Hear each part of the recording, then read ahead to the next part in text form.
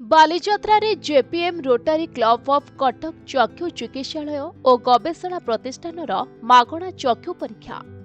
रोटारी club of Cuttack inner wheel club Cuttack चक्षु चिकित्सालय और गवेषणा प्रतिष्ठान मिलित आनुकूल्य रे बालीजात्रा रे निःशुल्क चक्षु परीक्षा केन्द्र खोला जायछि।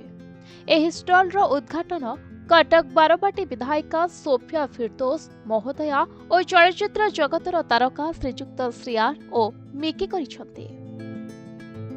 एही उद्घाटन अवसर में रोटारी चक्षु चिकित्सालय सभापति Rotarian Debashish Panda, Rotary club of Cuttack charitable trust chairman Rotarian Suryaprasad Mishra, Rotary club of Cuttack सभापति रोटारियान अक्षय कुमार नायक, संपादक रोटारियान तथा इंजीनियर सुनेश्वर स्वाई प्रमुख जोग देथिले। देखो जेपीएम रोटरी आई हॉस्पिटल को आगे कांग्रेचुलेशन जणेबू कि बालियात्रा पुणी आउे से स्टॉल कर बड़ आकार स्पेशली करमती जनसाधारण समस्ते आसिक फ्री में स्पेक्टेकल फ्री में मध्यम लोकर सेवा करने बालियात्रा एत बड़ उत्सव से पार्टिसिपेट कर भल लोकेशन अच्छी समस्ते सब रिनाउंड डॉक्टर्स मैंने अच्छे लोक बालियात्रा आसुँच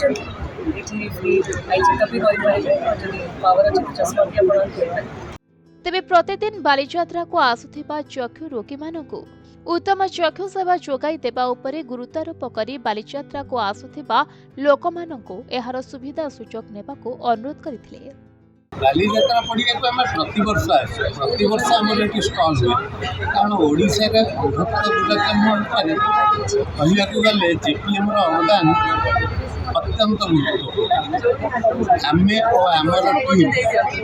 ओडिशार अपहंच स्थान में पहुँचे आम चक्षु चिकित्सा अनेक विरल चक्षु अस्त्रोपचार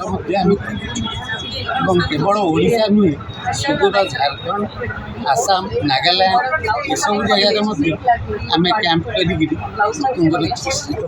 कटक सिद्धेश्वर रावल रिपोर्ट प्रतिदिन टीवी।